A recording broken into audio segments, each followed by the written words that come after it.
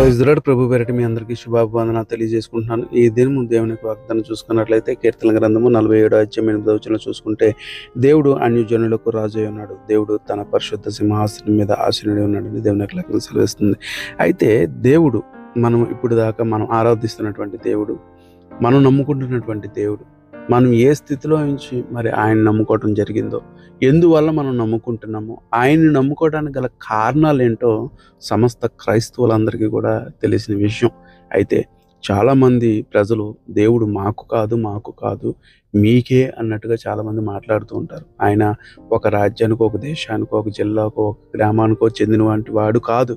ఆయన సమస్త భూమండలానికి ఆయన రాజు అయి ఉన్నాడు. సర్వ మానవాళికి ఆయన దేవుడై ఉన్నాడు. ప్రతి మోకాళ్ళు ఆయన ఎదుట వంగి తీరాలి, ఆయన నామాన్ని స్తుతించాలి. అటువంటి మరి శక్తిమంతుడైనటువంటి దేవుని ఆరాధిస్తున్న మనము ధన్యులము. అటు కృపాధన్యత మనకు దయచేయును గాక.